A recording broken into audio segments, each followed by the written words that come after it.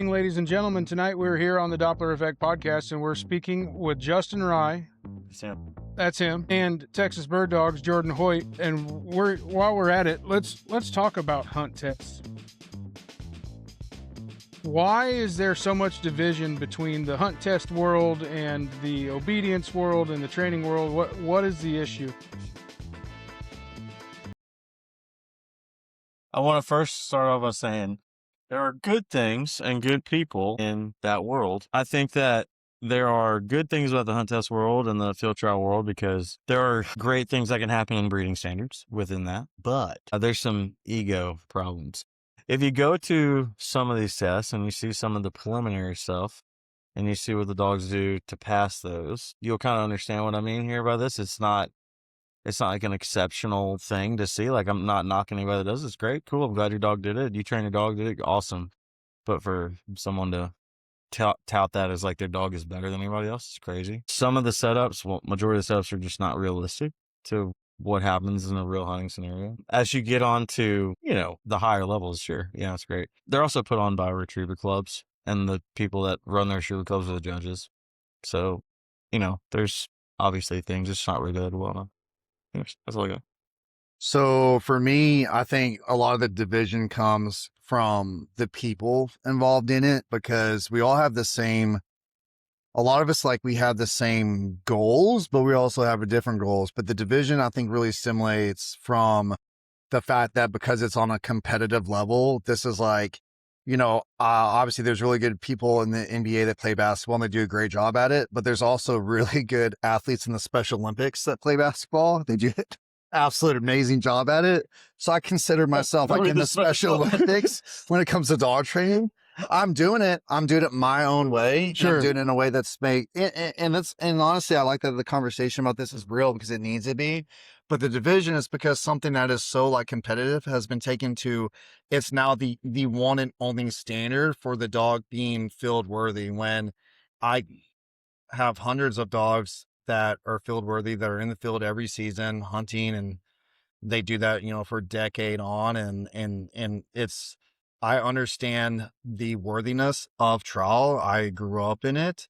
So it kind of puts me in a different scenario with it. But I think just like any other good thing that humans have had, we've taken it, and there's certain select individuals out there that have taken that sport and turned it into theirs, forgetting about the people that came before them that made it like they made trials like nice. They've turned it into this, well, it's kind of, what's that quote from Talladega Nights? If you don't shoot Big Red, then fuck you. Yes. If you don't trial your dog, then fuck you. That's the mentality. And the mentality is, there's a ton of us out there. There's a lot of individuals coming forward that run dogs very historically and very with a lot of heritage involved in it, that we're not focused on collecting ribbons and using that as our standard. Right? It's just not the standard that we want to live by, but we're still putting out quality dogs. And I think the vision is, it's hard to have a conversation table to table about that because they don't want to talk because they're stuck on the book is the only way. So I see a lot of this out there in the canine community in particular, where people will say, oh, this trainer's no good because he doesn't do field trials, or he doesn't have any ribbons. He doesn't have the accolades that another trainer might have. But what you're saying is there's more, and this is a common theme that comes up often. There's more than one way to skin a cat in these situations, for sure. Hi. The number one thing I'll say is this is really the hunt test world's fine. Really, I've had individuals that have like junior titled their dog, and they're like, I'm a better trainer than you. I'm like, you have one dog and you junior title, like, great. Woo. The trial world is, and there's great people in the trial world. There are super nice folks. I've had people that have been very supportive and super nice, but there are some individuals that are a little louder than others. The reality of this is what makes me the angriest about it is, one, you're not showing your dogs being trained.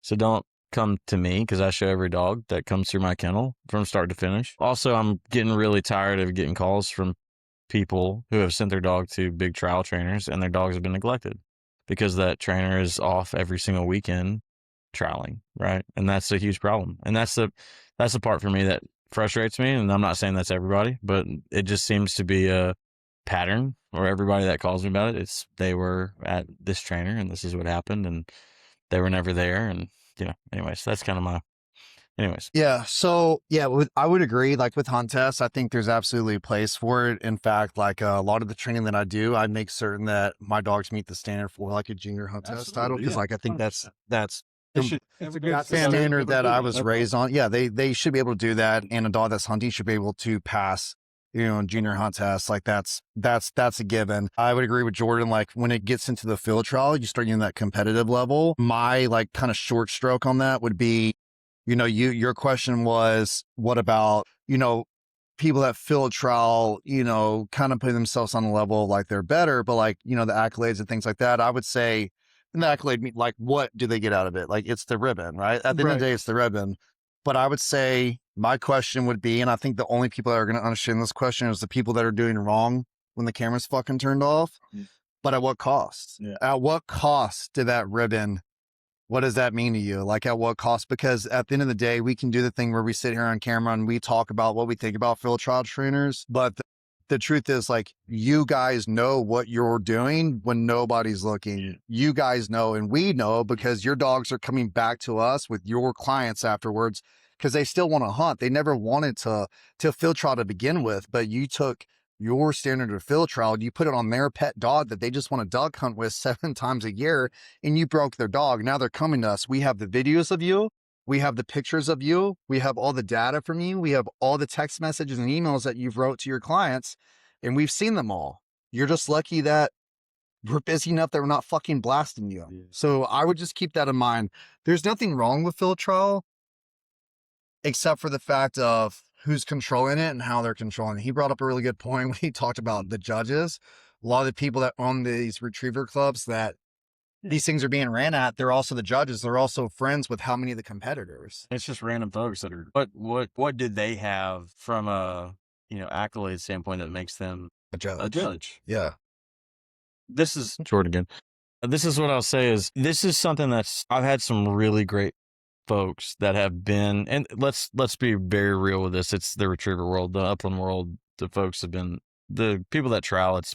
It's a lot funnier. Like there's bad eggs, but I've had folks that are very good field trial trainers that have reached out to me and said, "Thank you for what you're doing. We're getting out of field trials because we're sick of it."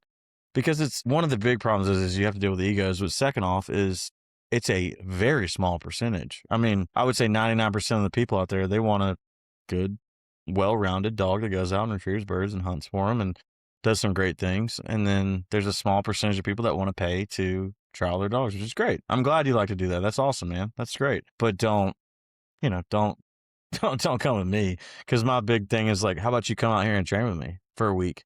Because I guarantee you, if you come out here with me for a week, you may never want to train another dog again, because you're going to see the amount of work I have to do in a week, the 14, 16-hour days every day, 7 days a week. I know you're not doing those hours. I know you're not training the dogs like I am. So I don't know. Just come here, dude. I'll gladly train with you all day long. Yeah. And you can show me, and I will be very open. I'll be very open of everything that you do. So, and this is another theme that's come up in previous episodes, but ego seems to be a problem among the dog training community. Would you guys agree?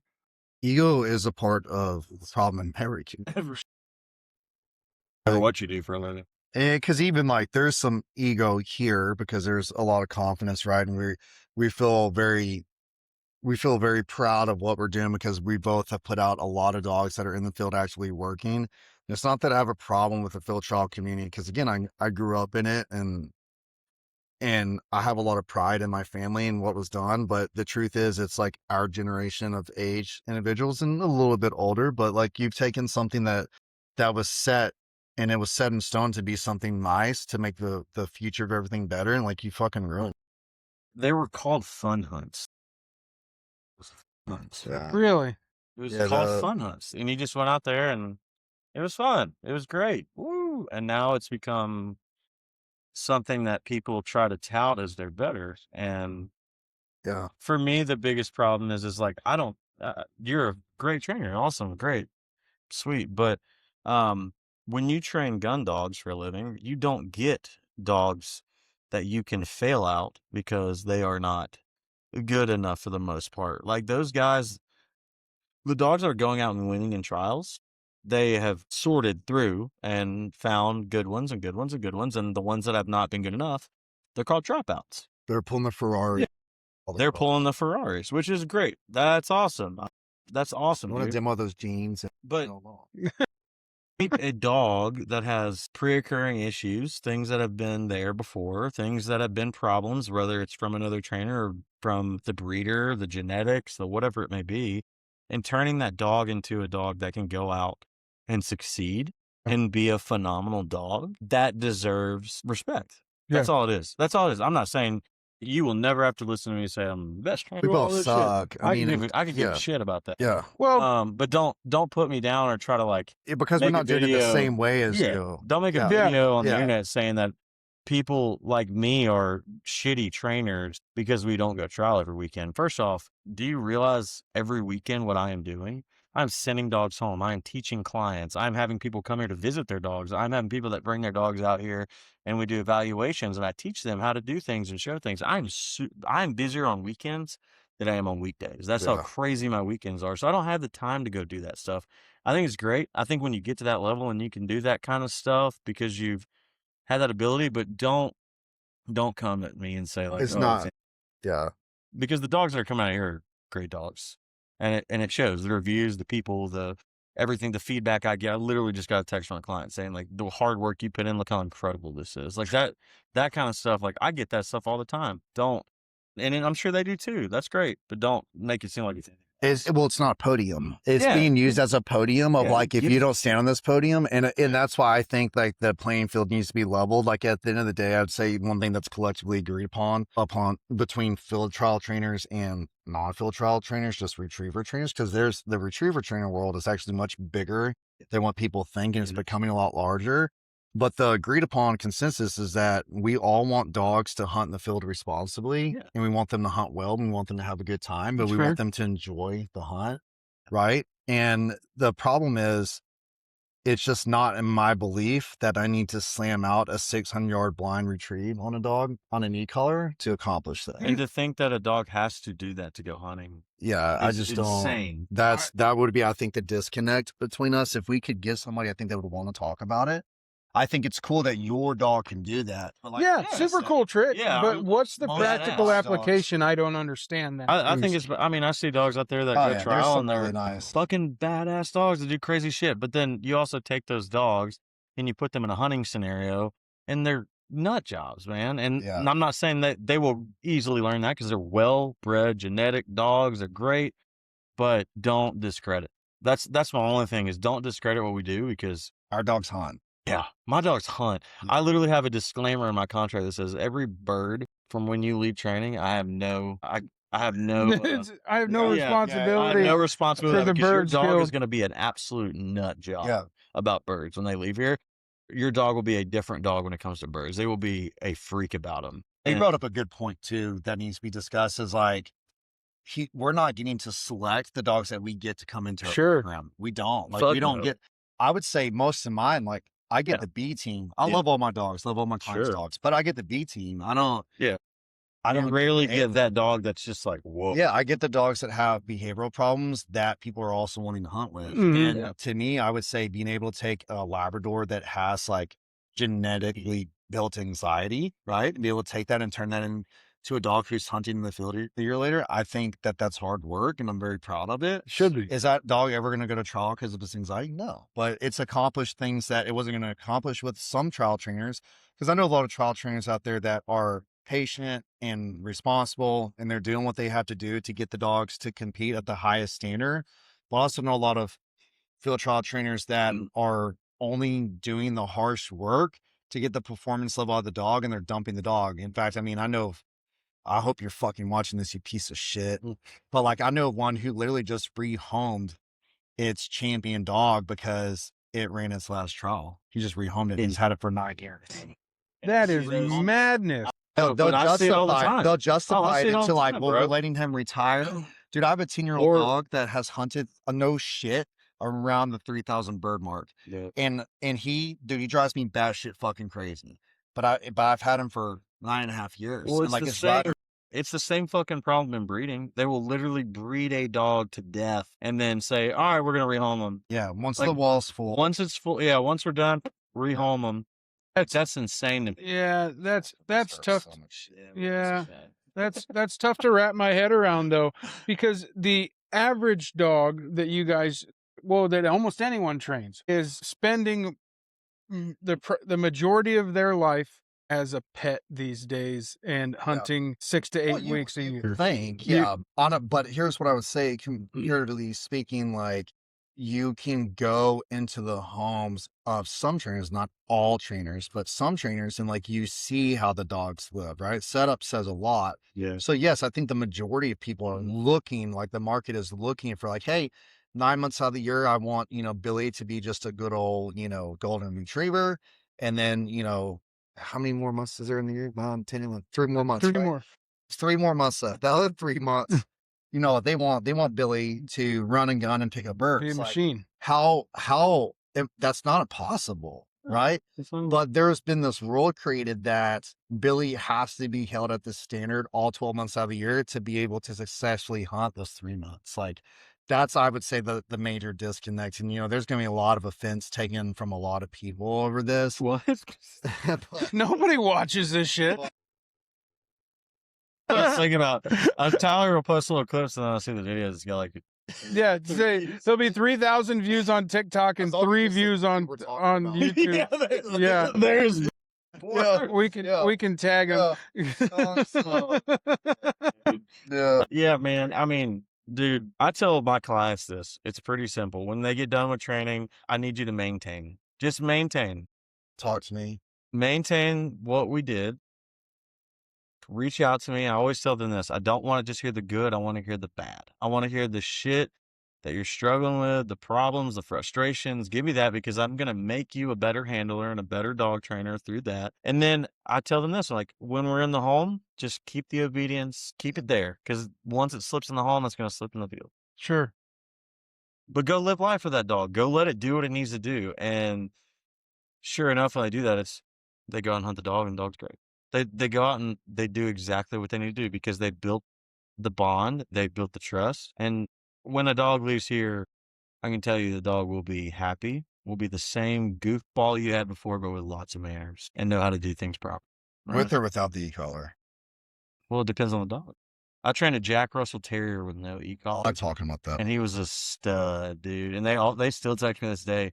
Like, God damn, this dog is so good. Is it Gator the duck dog? Gator the duck dog. If I train, So shout out to Gator the duck dog. I'll be so fucking rich. They gotta be rich. They gotta be. Gators. Whoever have a trained, 401k. dude, that dog is so bad. I think the owners trained him. I think he's. I think so too. They're supposed to join us in July for a spot. Gator. Yeah. Whoever trained that fucking dog. Had it. Yeah. Yeah, dude. Yeah. I had a Jack come here. Look at me. I had a Jack come here, and we started training, and they came and visited like a couple weeks later, and I could tell the wife was like very unsure about the collar, and it was just here for obedience. I said, "Look, I got you. I can make this work." Just to kind of challenge myself. I would say most retrievers that leave here, like you shouldn't have to run them on a collar when they go on it. You shouldn't have to. You should be able to have it. You can have it on them, suit them up, make them feel ready to go, but they don't need to. They don't need to be ran on it. Now, my upland training I run the West method. They need the collar because that's how we communicate with the dog. That's how. It's different. But no, you shouldn't need the collar. The biggest piece of feedback I get is I teach pretty much, well, not pretty much every dog. I teach them the word is like no, and they learn right there. And I have so many people that reach out to me and say, I don't have to use the collar. They just say at different levels, and they just right there. That is a game changer of a command. Do you teach that with like a leash correction when you start, or you just teach it verbally? Like depends on the dog. Some dogs get it. Some dogs understand it. They go and they'll give me that reaction, and they know right there. But some is leash pressure because let's be real. When it comes to dog training, I don't care who you are. Leash pressure is the best pressure that there is. Your leash is the best. Oh, it's historically it's always. Yeah, the leash is the best thing you own. It's the best thing you'll ever own. Yeah. A lot of people, consumers, they underthink the power of the leash. Oh, the leash. They get kind of stuck on the off leash thing, and then they forget that. When I have so many dogs here that when they leave, I say, when in doubt, go back to leash. When in doubt, leash.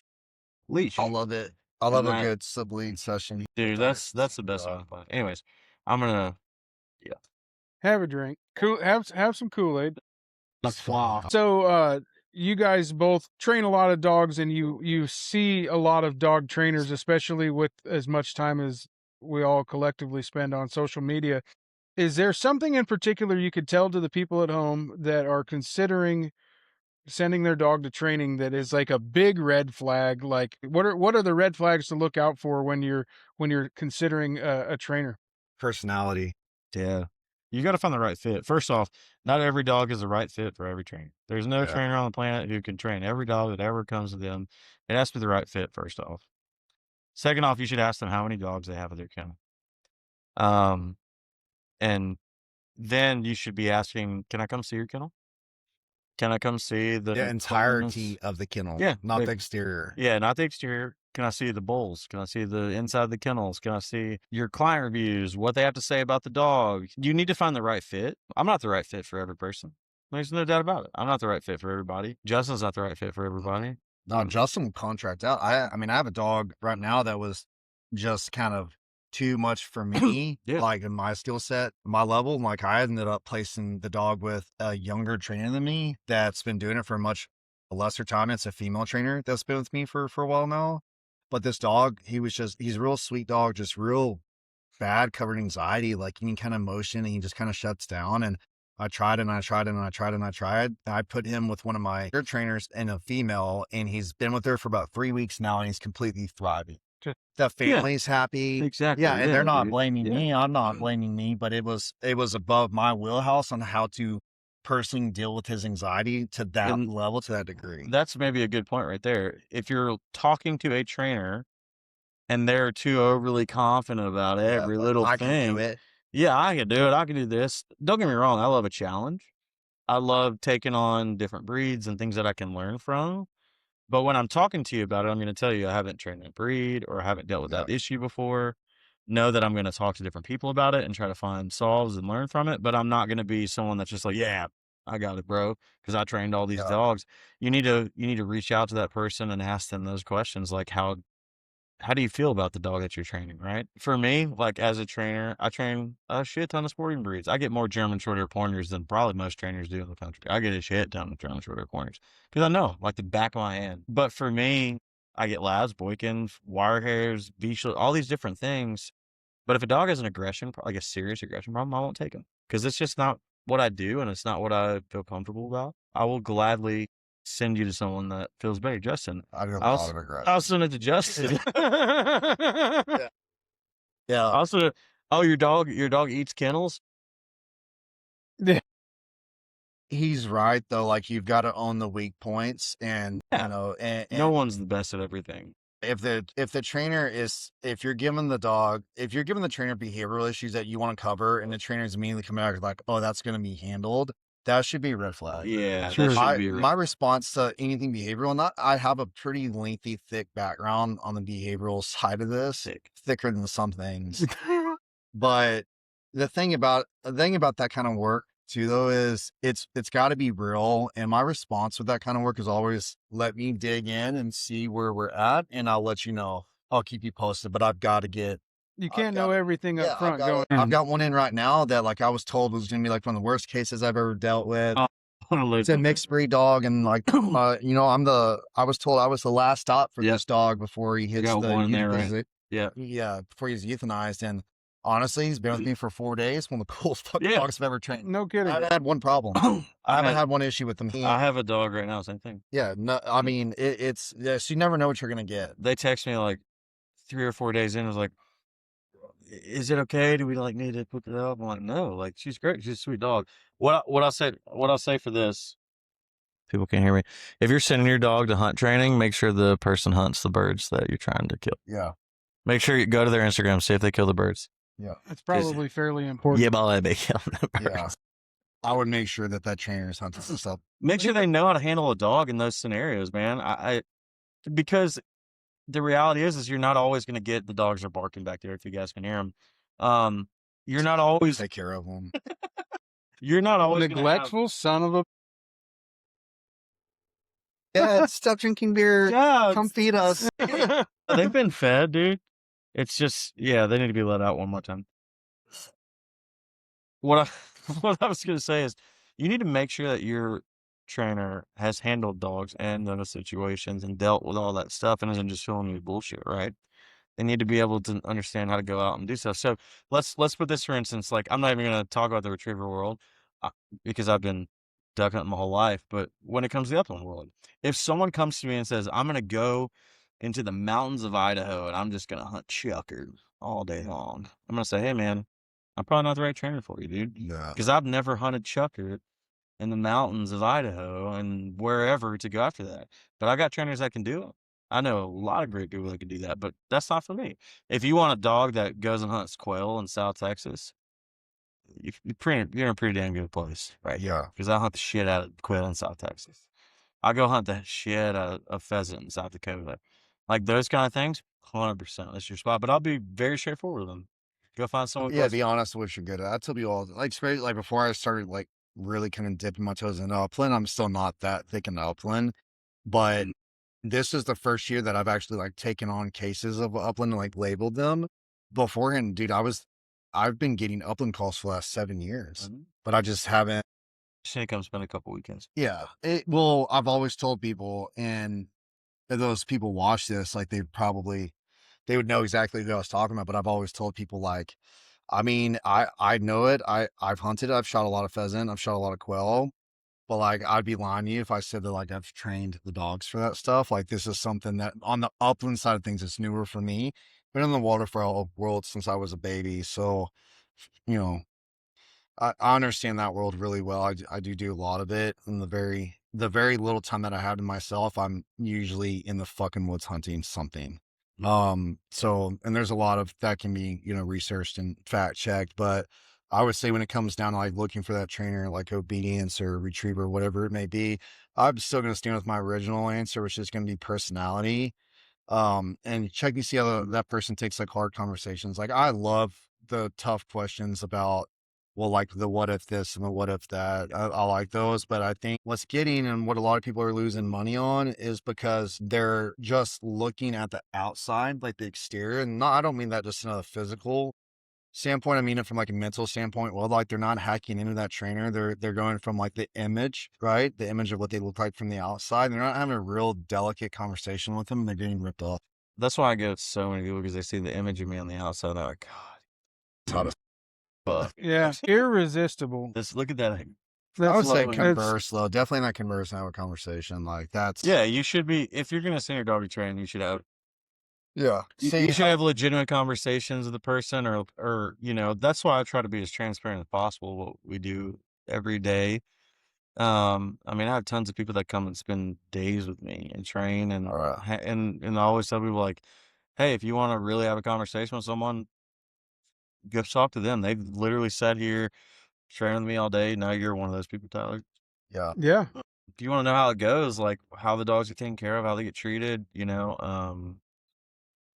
you go. Like, come talk to this person because they see like how we take care of them, what we do on a daily basis. I mean, Tyler got a really, really good moment today to understand me as a trainer. Had a dog out yesterday. He was unbelievable, doing some great work. Came out today, shit the bed, and instead of just like losing my temper, or losing my cool, and I said, Amen. tomorrow we'll get him out. Tomorrow we'll get him out, and I guarantee it'll be better. Yeah. And I tried a couple things. I simplified. I broke it down a little bit more. Got a couple good positive reps out of it, and then And I was like, "That's it. Yeah, no, that's done. Right? There's no reason to beat a dog in the ground or burn them on the collar because they didn't do things properly. Like they are living, breathing creatures, and they have good days and bad days, just like we do. You know what I mean? And you may bring another variable in it, like Tyler camping in my backyard. Yeah. You can't see it, but we've got the Judd Clampett set up basically in Jordan's backyard here, and later this week it's going in Justin's backyard. So okay, what Justin is? has a tighter shit than I do. Yeah, yeah.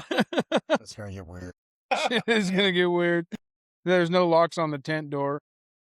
That wouldn't matter. Yeah, yeah, yeah. All right. Yeah. Yeah. Hey guys. Hey, what are y'all doing? Okay, so what is the biggest misconception you think the general public has about training dogs? Results are guaranteed because the dog's been training. That's a good one. That is good. Yeah, that's a good The one. results. They're Yeah. It's a huge misconception that the dog being at training, whether it's for 2 weeks or, 8 months, that it's going to be guaranteed 100% capable of everything. It's a large misconception.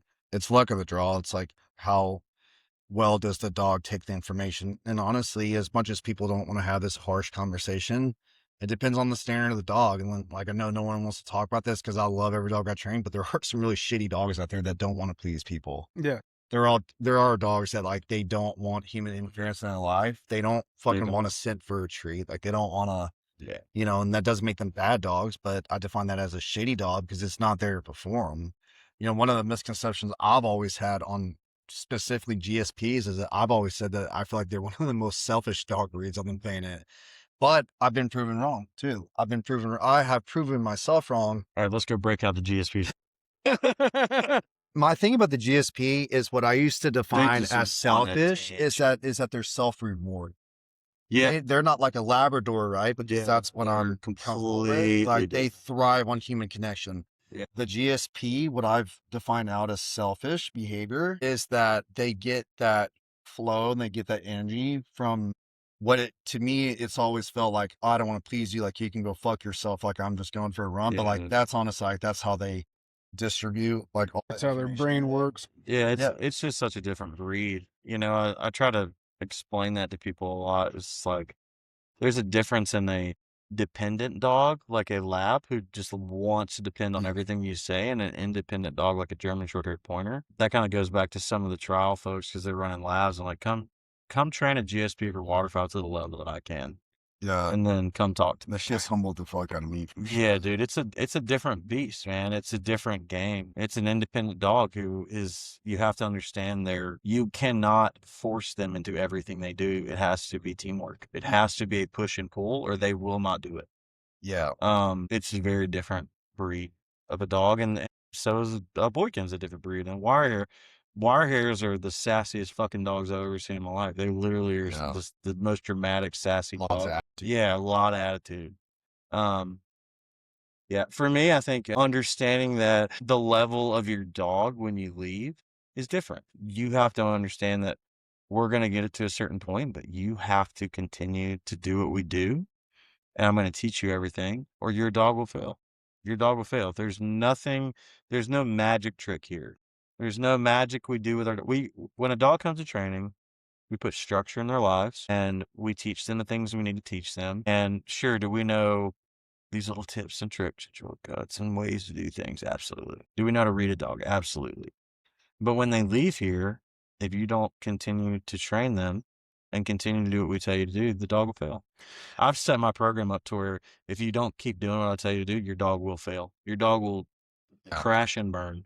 And I don't care if they do. You better continue to do what I tell you to do. Otherwise, your SOL, Otherwise, right? your Yeah. dog's gonna Well, crash and burn. it's absolutely no different than the physical fitness world. If you weigh 400 pounds and you spend thousands of dollars on a personal trainer and you spend 8 months dropping 200 pounds and you get to goal weight and you feel amazing, you feel great, then trainers on your ass every day about this and that, which obviously we all know a lot of that is diet. Diet is key there, but so is like work efficiency and what you're doing with your body. I've seen a ton of people that they drop weight or they gain weight, whatever they're doing, and then they come off the trainer's training and they give up and they go back to the lifestyle and the weight immediately comes back. Just comes back. It's no different in dog training. Like, we're changing. We're not, fucking dabra. Like, we're not putting magic spells on your dog. Like, we're doing the work that you Speak were for doing with your yourself. dog. Yeah. We're doing something different with your dog than what you were doing. And so that information that we're giving you, whether it's verbally or in all the videos that we're spending a lot of time sending to you, if you're watching those videos, not replicating them when the dog comes home, like, you're literally wasting your money. Yeah. Say massive waste of money if you're not going to continue what you guys have, like, because you're building a foundation. Yeah. We sit here when a dog gets dropped off, and I spend probably 30 minutes to an hour sitting with the owner right here talking before we do anything else. And I make that very clear that you will fail if you are not 100% into this.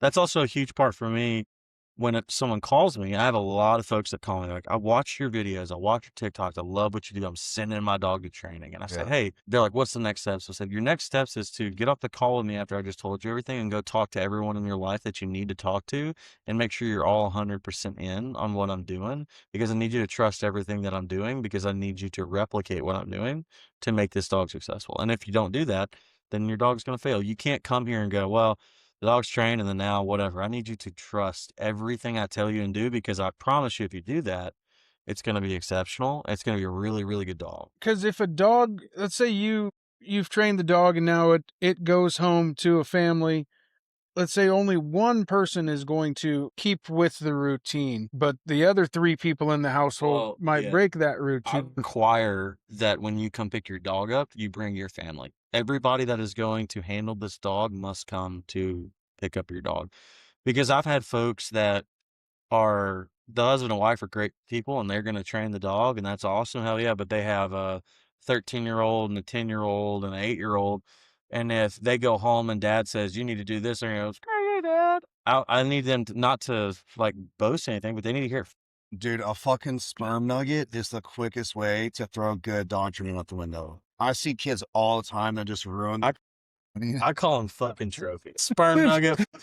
Sperm nugget. Dude, I mean, here's the thing. I have a child and I love him dearly. I'm a big fan of kids. Like, Whoa. I'm a family guy. Like, I do enjoy, like, I have nieces and nephews. I like being around them. But one of the things that I can't fathom, maybe this is just me getting like older and fucking crustier, but it's like, dude, I cannot fathom the fact that people pay me thousands of fucking dollars and then they show up to my house with their nasty little grubby ass children fucking hands, and they let these kids just fucking tug on this leash and rip the dog, and it's right in front of me. And they don't correct their kids. Like it's they don't correct their children because we have turned into a very soft fucking world, right?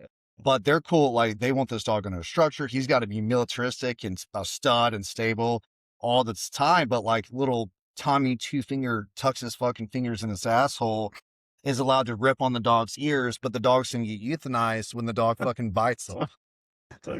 Tommy Two Fingers tugs on his asshole. I'm gonna chase my TikTok. Tommy Two Fingers tucks on his asshole for a dog. Can we make it alter ego? My first TikTok handle before it got banned was, I don't know what the fuck I'm doing. Tommy Two Fingers tucks his finger in his asshole. Yeah. I'm about to make that as a burner account to shit on all these field trial trainers. Do it. Tommy Two Fingers. Yeah. If y'all see Tommy Two Fingers comment and getting fucking videos made about him, no, it's me. I should have copyrighted that. Yeah, late. the whole internet. Cat's out of the bag. All 6 people that watch me. As a father, like, the best advice I can give is like, control your fucking children, man. Yeah, dude. My son has been raised in this and he has etiquette, but 9 times out of 10, the problem that I see in the household, usually when it involves children in the household, is parents not wanting to structure their kids around the dog's training. And it just, there's no win situation in that. Like, the dog loses, the family loses. And obviously, as you know, like, they're going to blame the trainer. Yeah, Like, yeah, the that's trainer's the problem every time. Yeah, but again, like, you've watched that kid disrespect his mother, his father, everyone in the family right in front of you, and you don't put their personal shit out on social media, right? But they're happy to go to the reviews and say, hey, we had our dog trained 18 months ago, but we're not happy because the dog bit, Tommy Two Fingers fuck face because he kept poking his fucking ears while he was asleep and he got bit. That's like, but that's serious. That's what people don't want to talk about on here. Yeah. They don't want to talk about that, but it's real. Like, I can pull the text message. I have examples in my phone from like of people that's actually happening with. And your lack of structure with your family is what's causing the problem. Yeah. I mean, that's a real good example of when you see people talk about trainers on the internet, understand that that's from that person's point of view. Now, there are a lot of really fucked up people out there doing some really bad shit. But a lot of times when I see stuff, I always have to go back. If I see someone talking bad about a trainer, the first thing I do is go to that trainer's website, go to the reviews, go look at what they're doing, see the videos they're posting. Is that when we start talking? And then I have... Fuck, I suck. All right, dude. So this is an intervention. But I always try to go and look at that, to see what's going on with what they're doing in daily life and how they're training. Because Yeah, there's Karens out there, man. There's people that are. Well, I do like in a non-popular world of like. What's it like to have a battery beat? Actually, I'm gonna have a fuck. which company? That's why it changes every day. There's Yeah. high boot canine, high boot hunting dogs, Oh, high boot. Yeah. You have to be one step ahead. No, I mean, Mine's gonna be it's Texas bird dogs. It's gonna be Tejas bird dogs for you. I will say, like, on a real level too, another thing that I think needs to be judged more is this is gonna hurt Jordan's feelings, but like you can look at someone like if you're handing your fucking dog to someone who's fat as fuck, shoving ding dongs in their face while they're intaking your dog, you should probably be concerned. Yeah. But also, you don't need a PT study either. Like, I'm not in the shit that I want to be in. Sure. But like, I'm not giving my dog to a 400-pound man that like eats fucking tornadoes from the old like, gas I'm not- station. There's a lot Like of if a trainer goes and has friends in from Iowa and goes eat fried chicken for lunch. Yeah. you eat fried chicken and you're drinking beer, dude. Y'all need to get y'all's cholesterol. Got the fuck. Yeah. dude. We're If True. cholesterol kills me, that's gonna be a miracle. But and that's not like I'm not fat shaming because again, like I'm not where I want to be, Yeah. and I'm considered like on the thin side, and that's something like I can be self-conscious about. I have a fat seagull. But but also I know a lot of people that are in shape that don't look like they're in shape. Dude, I know I will you because I talk to you on a daily basis. You're moving. You're constantly. yeah, you're like, So sit down. and this isn't me being funny because I've ran into this scenario where like It is true. this trainer was discussed between me and the client. Like I have had physical run-ins with this trainer, but like I'm gonna mimic it so that the people can hear. But like every few words, we have to take a deep breath. That should tell you a lot about what's happening. Like well, dude, I see it all the time. my clients tell me I look like a fucking crackhead because I don't stop moving. Well, Like, you act like one. bro, there's Armin fucking tell I walked Tyler knows. 17,000 steps. Dude, I don't. yesterday. Yeah, you've been at it all damn day. No, I look a lot like at a trainer's like physical, mental disposition of like where they're at. Mentals. Like I thought we were talking about physical. Mentals. no, but you can tell all jokes aside, you can tell you're a warrior by your videos. Like you can tell. You dude, can tell that you're someone like, hey, I'm happy to be here. Oh, And it's like dude, yeah. like the video that we were looking at earlier, right? The video that we were watching earlier, Yeah. that trainer, that tells you a lot about them. Seriously, Yeah, just yeah. like Well, I think like- about it all the time. I was literally telling my wife this the other day. We had I one gotta of those. find it now. Shut it. Yeah, I feel like I it's need to great. see this. We had one of these days that got up to like 95 or something randomly out of the blue. And, I came in and I'm like huffing and I'm drained, man. The sun just whipped me. And I was telling her, I was like, I don't know how some of these people that are like crazy overweight do it. Cause I'd be dead. There's tough work And I'm not involved. saying there's people that are bigger than you. that are Trust better shape. Doppler with that. If that's the business plan, like, are you trusting Doppler? To go to dog dancing? I was gonna say Dog the dance. name. Don't say the name. He doesn't watch this because He won't say it's fucking, yeah, he won't. You can come here. That trainer can come here and. But this see is me. one of the people we're talking about when we have this conversation. Like they know who I'm talking about. Like if he knows me, he knows I'm talking about him. But like that's who I'm talking about. And there's nothing good that happens that they cannot. Comment on one I've of his retrained videos the other day. 15 dogs for him in the last year. I just spoke. And I've seen the work and like there's just no heart in it, man. He's loaning and contracting all the workout to 18, 19-year-olds that he can't keep employed because he's putting out a new ad. That's another thing. Let's talk about red flags. Yeah. If your dog trainer is on Facebook or any other social profile putting out ads for kennel techs every 6 months, that That's should a be a red flag. Yeah, absolutely. Yeah. Like 100, it's constant, bro. Yeah. I see these big. Dude, the field trial trainers are bad about it too. Not the good ones, the bad ones. It'll say like searching for kennel tech, must be hard worker, must have reliable literally- transportation. It's always some shit. It will be based off of a car. Like it's always some fucked up shit. Yeah. That's a huge red flag, man. Yeah, and then If they can't, there's a trainer that can go fuck himself in his fat fucking face that has made videos about me. I see him all the time post on Facebook about how he needs a new employee. And then you go to his reviews and it's like people saying like, this guy employed someone and then didn't pay them for their last month and just fired them. Well, that's what. that's his whole life. That guy gets told about he can't keep a veterinarian, he can't keep a girlfriend because his veterinarian is fucking his girlfriend. So, But like when you have, if you're at your dog trainer's facility, their whole life is in shambles and their vet is fucking their girlfriend. That's a fucking problem. Yeah, Actually, yeah, red that flag. should be a If pretty the big dog red trainer flag. who's a veterinarian fucks their girlfriend. Red flag. Yeah. He's the reason why there's chairs in the corner. I'm telling you. Yeah, dude, your dog trainer's a cuck. Oh, your dog trainer's a cuck, dude. Oh shit. We're getting banned. So don't use that dog trainer. That sounds like a pretty Well, common one. no, but all jokes aside, like I have like a primary vet that I use that I've had a relationship with for well over a decade now, and I can say his name publicly. Like I you actually can go had fact check. a guy come here the other day that was training, and his wife was a vet tech for that trainer. Oh, for that. Yeah. Or for that veterinarian. My vet. Yeah. Ponder. Yeah.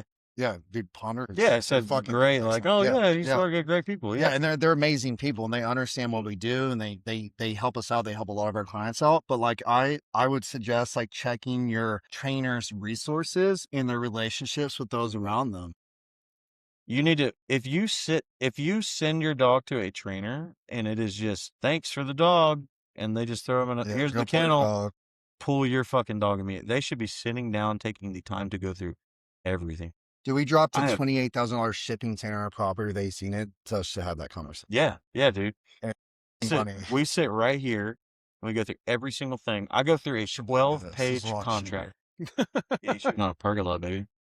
Yeah, but you should see the shipping container. He'll tell you that. See, that's fucking dope. I have big buck hunter in there. I have big buck hunter. Why the fuck did they just start barking? they know. They're like, can I pee in the middle of this conversation? Not like on camera. Well, I'd prefer you didn't do it on camera. I'm gonna piss. Yeah, we could. I mean, I think a big piece of this and what I appreciate about the two of you guys is the community. God damn it. But knowing that, and I think you've both mentioned it to an extent, nobody knows 100% of everything. And like knowing that there's a community of people that you can reach out to and learn from. And that's something that you're big on that we were talking earlier is just like continued education. So talk a little bit about that. Yeah, before I get to that though, too, I want to say like for anyone who makes it this long in this conversation, like me and Jordan are competitors. Yeah. We're competitors. He has a job to do. I have a job to do. And I promise you, if it hasn't already happened, which I know it has because I've gotten the calls, you've gotten the calls, but people are calling us both to see who they want to work with. Yeah. Yep. And there's absolutely no fucking, and I guess like going back to the first part of this conversation, this is my problem with all you fucking retards out there. Sorry, hard art. This is my problem is that y'all won't do this. We're competitors. At the end of the day, he has to train dogs and I have to train dogs. We're not that far from each other. I will make out with you right now. Yeah. But I don't doubt it. Well, there's another one that I'll say on here too. Fucking Chad. I gotta drop Chad at Hill Country Gun Dogs. Chad's a competitor of mine. Chad lives 15 minutes away from me.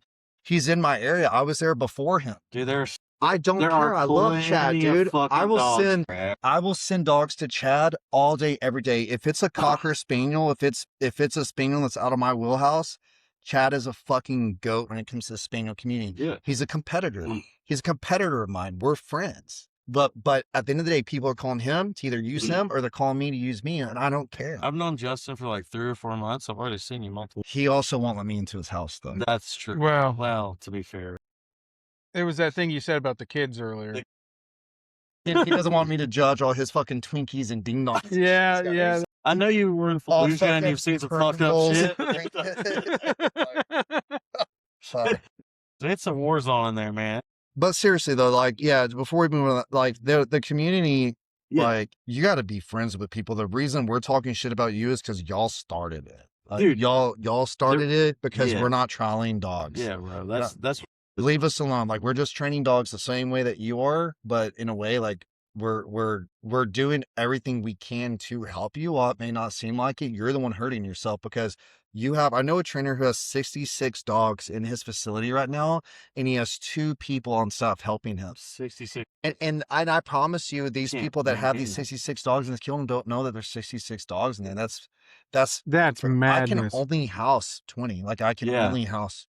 Yeah, 20 to like that's literally 20 literally, I don't have any more right now, space. And it's and every client nowadays who's been in my kennel has seen that.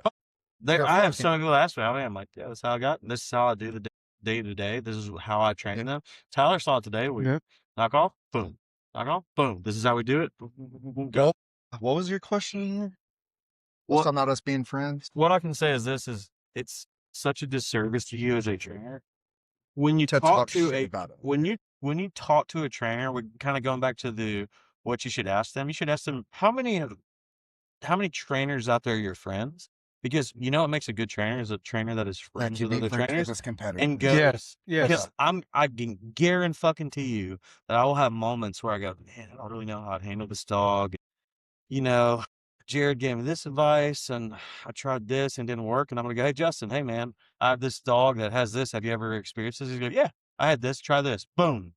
That's what makes a good trainer, is that they have this group of people, a network that we can try to do things with, right? And that's what I will pride myself on, dude. Is I've not been in this game that long compared to folks like Justin and other people. I've made some exceptional friends around the country that are great trainers that I could call in a heartbeat and would help me with anything with a dog, because I've respected them. I respected everything that they do, the way they do things. I shout them out. Same thing with Justin, man. I'm always, dude, this guy, he lives an hour away from me. I'll gladly send dogs in. I mean, it helps when you're bookie hero. I no bullshit have been training dogs. Like, it can be tracked and can be traced all the way back to 15 years now.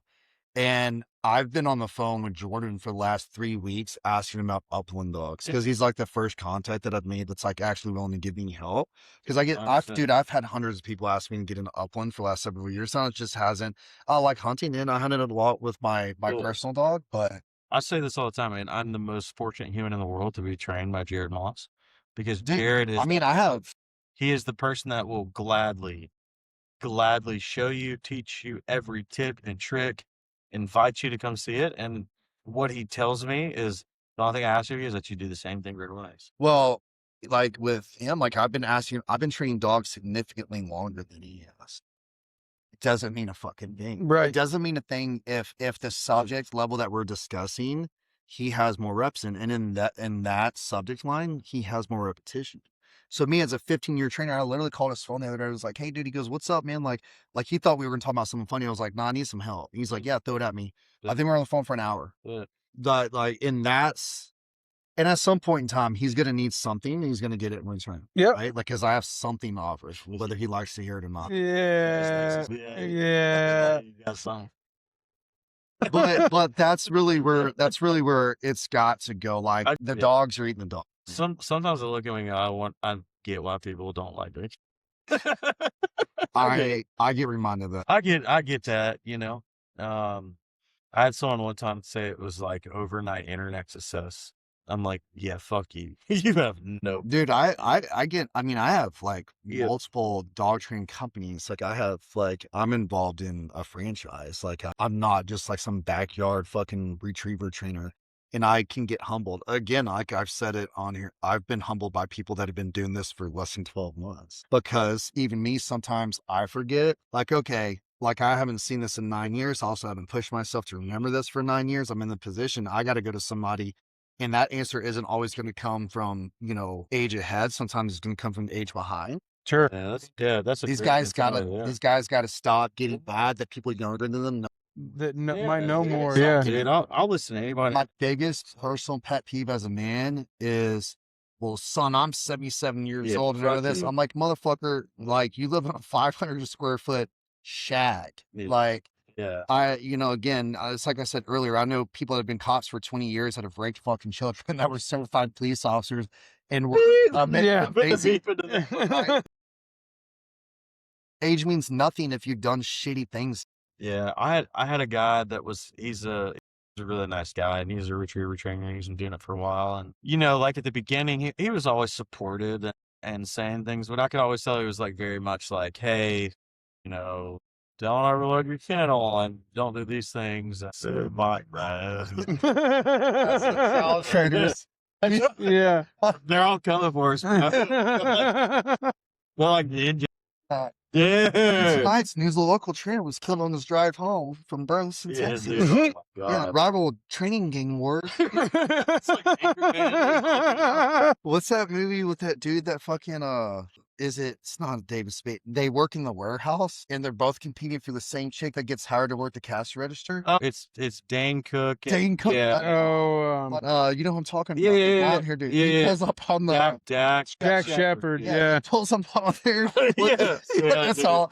They're starting to pull Jessica up on Simpson's us. the cashier. Classic. But kind of like what I was saying is like, this guy, I could see he was worried at the beginning. I totally get it. And then he reached out to me the other day and started talking to me about what I was doing and all this stuff. And he's like, man, we're really similar in what we're doing and how we want to do things. And what I really told him was like, hey man, like there's a lot of guys that train a lot of labs, which is badass and all, but like I train, We have no breed restrictions. I probably have like 4 or 5 labs right now, but I train a shit ton of German short hair pointers and wire hairs and Boytons and everything in between. Dude, we're getting hit with setters and stuff right now because there's no setters in this breed. There's no setter trainers. No setter trainers. Interesting. Setters. Oh, dude. GSPs, Hey, like, send me your setter. I'll train a dog to flush. Dude, they can flush all day. Well, they can point too, but I'll train. yeah, unless you raise it as a house. I can train both. Remember when I said trainers shouldn't be confident that they can train everything? Yeah. Man, setters are dope though. Cats, they're good dogs. I've seen, they're beautiful. Yeah, we've got one in right now. It's an English setter, and he's black and white, like pepper. I get a bunch of crackhead dogs, and I think it's starting. When we go back to the personality thing, I think people are like, this guy's Like he can handle it. Rock. This guy definitely fucking smokes crack. He can keep up with The him. amount of bleeps that you're gonna have to put in this.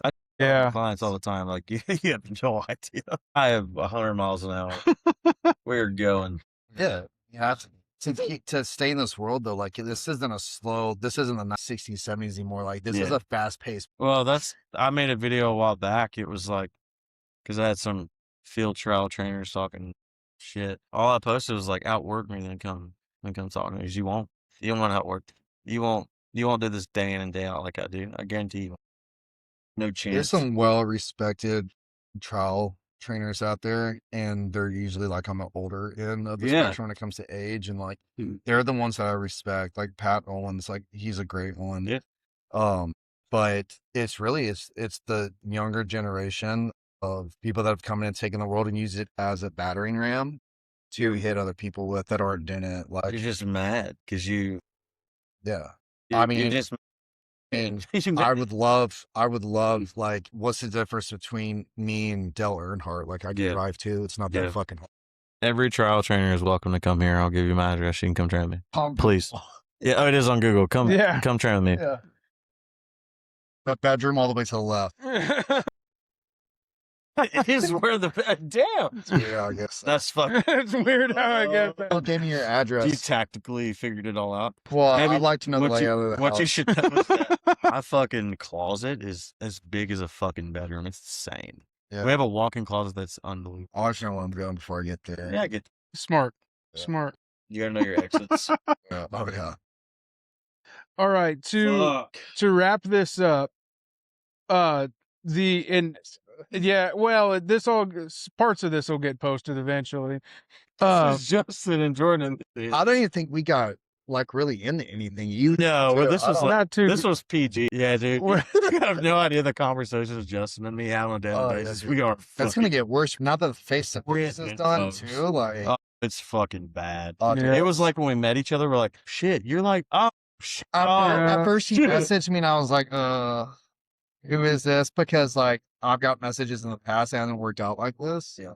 And like even like my profile says one thing, like I'm not like on my Instagram all day, like trying to like chit chat with people. Sure. Because I know I always like You got work social to do. media is not real. So a lot of my messages I don't even read because I'm so used to just like the bullshit. But also like his approach coming into the conversation, I will say was unlike no other. Nice. He was so like respectful, genuine, but real coming in. Oh shit. And it wasn't like that. What I'm used to is people like bullshit. Sure. Full frontal. Just lay it out on the table. Fuck. I think it was within 24 hours we were making fake ribbons out of copy paper Oh, and yeah, sending them dude. to each Yeah, other. dude. We Yeah, were like sending videos. Man, it was bad, man. But I mean, not bad in a bad way. It was just like, there's some bullshit that needs to be, people need to be held accountable. I've got one that right It's now pretty that fucking he's accusing me, like publicly. He said, it's on Facebook, but he's been saying, I was training dogs when this kid was in high school, said 2012. So I DM'd him and I said, well, are you referring to like a certain month? He's like, well, you were a fucking kid. I've been in the trial world for longer than you've been alive. I said, Sick. in 2012, I was on my first deployment in Afghanistan. Yeah, sick, And bro. fucking blocked, banned, comment deleted. He ghosted me, didn't want to talk. Just Like, that guy he knows who he is. He can come here. Yeah. But it's also like, I mean, yeah. dude, like, you know, on TikTok, you can see when people view your profile. He Yeah. looks at my profile every Yeah. day. That He guy looks can at- come here. I will start a TikTok live and just let it run. And you can come here. But also, to and be fair, show it's him. not him training the dogs. It's He's not. got a chick there that's been with him for years. Like, she trains the dogs for him while he's at trial. And I would say that that's probably our biggest personal issue with trials. Like, we're both training dogs for clients right now that left their dogs with trial trainers that didn't get touched for 2 months and now Yes. are in our care because they were at trial on the road. And that's why when they come on here and they have their rebuttal and their dispute for all this, like, we're not knocking the world trial because it was created before y'all. Like, it was here before y'all. We're not knocking the grandfathers who created the trial book because they created something nice. You fucked it up because you're in your fucking $98,000 F-250 that you can't pay the loan on because you have a $150,000 trailer. Yeah, You can't pay the 24 loan hole on. Anley Yeah, like, trailer and a dude, fucking a facility that can hold 66 fucking dogs. 66 dogs, bro. It's crazy. That is fucking crazy. But you want to sit here and come at people like us saying we're shitty, send dogs to us. Like, no shit. Yeah, because you have to fill 66 fucking kennels, bro. That's insane. well, remember, that's because they're charging a monthly membership fee and not a training fee. Bang. And that's where people are like, well, why are they getting all their money? Well, they're not. They're paying $800 a month times 66 dogs. That's why, that is one of the biggest reasons why I reached out to Justin from the beginning. He is the only other trainer I've ever met that charges a flat fee. Oh, yeah. He's Yeah, the only you said trainer. go to my website. Yeah. Like, it's flat. And He's the only other that's trainer. if I'm done Yeah. in 4 or 5 months or not. If I'm not done, I give everyone a 30-day hangover period. Fun fact. Yeah. Send your dog to training for me. You pay me up front. If your dog is full time, you get 4 weeks on me. I can name off 100. Yeah. Yeah, dude. Here's huge.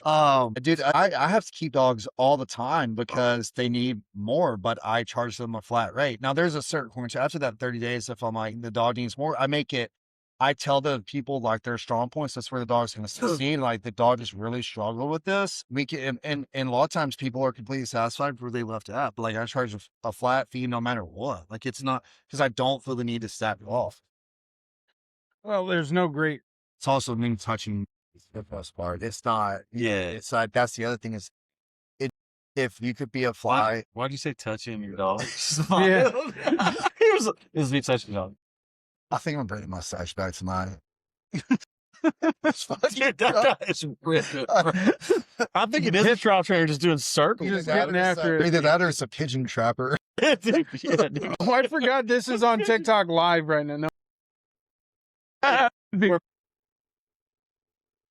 Your account, dude. Yeah. Hey, you don't have an account. Yeah. When's the last time you did a death spot? Yeah, they're Yeah. not leaving you on there now. Boom! Straight to the goddamn ceiling. Dude, I'll I send want, the roofer out tomorrow. dude, I wanted to pull up so bad.